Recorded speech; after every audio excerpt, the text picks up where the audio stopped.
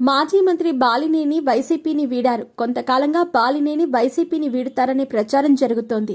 ఇప్పుడు బాలినేని తాను వైసీపీని వీడుతున్నట్టు నేరుగా జగన్కు లేఖ రాశారు. అందులో పలు కీలక అంశాలను ప్రస్తావించారు. బాలినేని జనసేనలో చేరాలని నిర్ణయించారు. గురువారం పవన్తో భేటీ కానున్నారు. ఇప్పటికే బాలినేనికి జనసేన నుంచి ఆఫర్ వచ్చినట్టు తెలుస్తోంది. బాలినేని వైసీపీకి గుడ్ బై చెప్పారు. మంత్రివర్గ విస్తరణలో బాలినేనిని పక్కన పెట్టిన సమయం నుంచి ఆయన ఆగ్రహంతో ఉన్నారు. ఒంగోలు ఎంపీగా సిట్టింగ్గా ఉన్న మాగుంట శ్రీనివాసరెడ్డికే తిరిగి సీటు ఇవ్వాలని చివరి నిమిషం వరకు బాలినేని పట్టుబట్టారు. చెవిరెడ్డిని ఎంపీగా పోటీ చేయించటాన్ని వ్యతిరేకించారు. ఇక ఎన్నికల ఫలితాల తర్వాత ఈవీఎంలపైన బాలినేని న్యాయ పోరాటానికి దిగారు.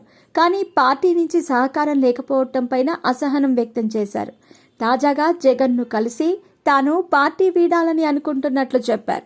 ఆ సమయంలో పార్టీ జిల్లా అధ్యక్ష బాధ్యతలు తీసుకోవాలని, పార్టీలో కొనసాగాలని జగన్ సూచించారు. ఆ ప్రతిపాదనను బాలినేని తిరస్కరించారు. ఇక కొద్ది రోజులుగా మెగా బ్రదర్ నాగబాబుతో బాలినేని టచ్లో ఉన్నారు.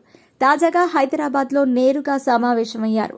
గతంలోనూ పవన్ను బాలినేని ప్రశంసించిన సందర్భాలున్నాయి. బాలినేని గురించి పవన్ సానుకూలంగా వ్యాఖ్యలు చేశారు.